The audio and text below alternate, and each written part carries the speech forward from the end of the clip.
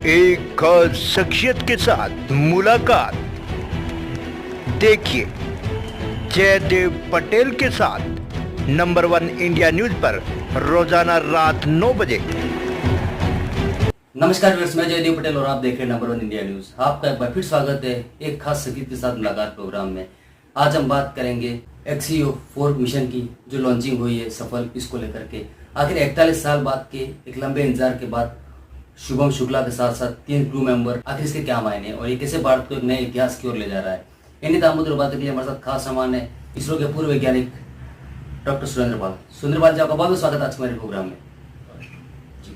Doctor Surendra Pal ji, आपसे मेरा पहला सवाल है कि आज जो सफल लॉन्चिंग हुई है एक्सियो 4 मिशन की, ये कितनी ऐतिहासिक है और क्यों?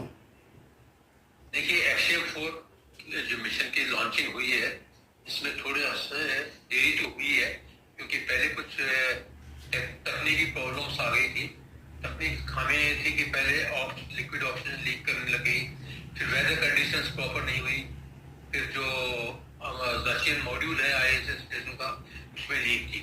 अब पहले तो मैं आपको ये बता देता हूँ कि जो ऑक्सीजन के लिक्विड ऑक्सीजन का जो लीक होता है उसको जल्दी से रिपेयर किया जा सकता है और किया गया भी, लेकिन उसके बाद में जो प्रोसेस होता है quality control, quality assurance, triple redundancy का, ये सब कुछ देखते हैं उसके अंदर, उसमें टाइम लगता है। फिर वेदर कंडीशंस की, अगर वेदर कंडीशंस प्रॉपर नहीं हो तो लॉन्च एंगल है वो थोड़ा डिविएट हो सकता है, ऑर्बिट में चेंज हो सकता है। और अगर वेदर कंडीशन बहुत गड़बड़ हो तो उसमें ये उस वक्त जो लॉन्चर है उसमें क्या क्या प्रॉब्लम्स आ सकती है ये पता नहीं चलता। ऑर्बिट का चेंज है और जितने पावर कैलकुलेट की जाती है कि वेदर कंडीशन क्या इतनी पावर चाहिए, इतना एक्सेलरेशन देना है, कुछ ज़्यादा एक्सेलरेशन देना पड़ सकता है। तो इन चीज़ों को देखते हुए वेदर कंडीशन को प्रॉपर रखते हैं। ट्रैकिंग पर भी होता है, कम्युनिकेशन पर भी वेदर कंडीशन का असर पड़ता है। ये तो हुआ डिले का। अब जो आज लॉन्च हुआ है उसका क्या क्या इम्पैक्ट है क्या नहीं है, तो पहली बात तो ये है कि भारत सरकार ने 550 करोड़ रुपए इस पर खर्च किए हैं।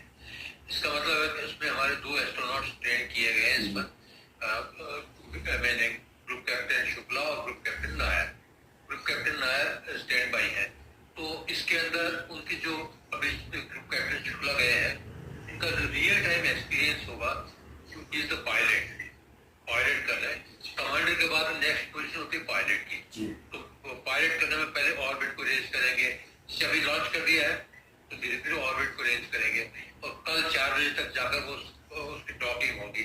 डॉकिंग के लिए लास्ट मिनट के अंदर होता है, सब कुछ ऑटोमेटिक है लेकिन थोड़ा ट्विचिंग करना पड़ता है, थोड़ा सा उसमें एक्यूरेट, तो वो पायलट की रिस्पॉन्सिबिलिटी होती है, उस कमांडर की ओवरऑल रिस्पॉन्सिबिलिटी होती है, तो उसका एक्सपीरियंस होगा। ये सब एक्सपीरियंस हमारे जैसे कैप्टन नायर भी इसमें ट्रेन हुए हैं, तो ये सब काम आएंगे हमारे गगनयान के। तो इसके लिए जो अनुभव है वो बहुत कम है। दूसरी बात है कि ये तो हुआ एस्ट्रोनॉट का।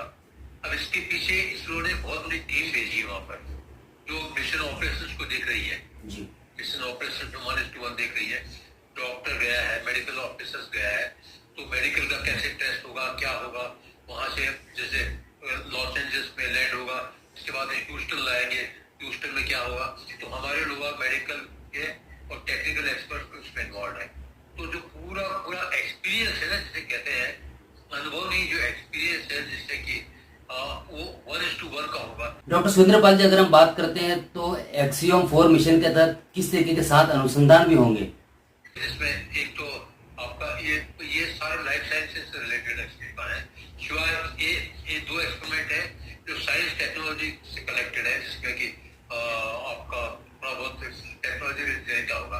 बाकी जैसे एक तो सीड्स को कैसे जर्मिनेट करते हैं, ओके, और एक जो एक शेल लेकर गए हैं, 8 लेग शेल, जो डायनासोरस खत्म हो गया लेकिन वो सर्वाइव किया।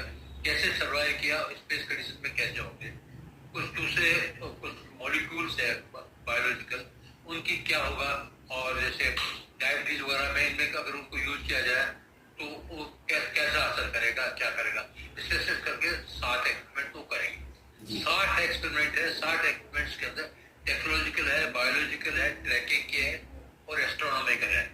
तो सारे के सारे एक्सपेरिमेंट किए जाएंगे 4 एस्ट्रोनॉट्स है, साथ जो ग्रुप कैप्टन शुक्ला करेंगे उनका मैंने आपको बता दिया है। जी मोस्टली लाइफ साइंसेज कनेक्टेड। जी डॉक्टर सुरेंद्रपाल जी, आपसे मेरा एक आखिरी सवाल है कि एक्सियम 4 मिशन को लेकर के अगर हम देखें तो जिस प्रकार से अंतरिक्ष में भारत की जो एक उपस्थिति है बढ़ती हुई, ये कैसे मील का पत्थर साबित होगी? देखिए, ये बहुत बड़ी उपलब्धि है। मैं आर्यभट्ट की टीम में था तो 22 साल का था जी। 50 साल पहले हमने आर्यभट्ट लॉन्च किया था 19 अप्रैल को।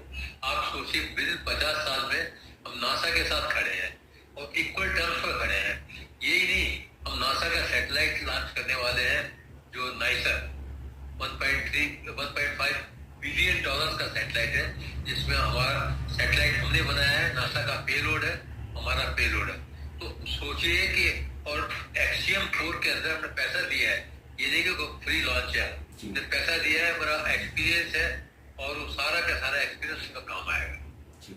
डॉक्टर सुरेंद्रपाल जी, आपने बड़े समय निकाला और महत्वपूर्ण जानकारी हमारे साथ साझा करी, उसके लिए आपका बहुत बहुत धन्यवाद।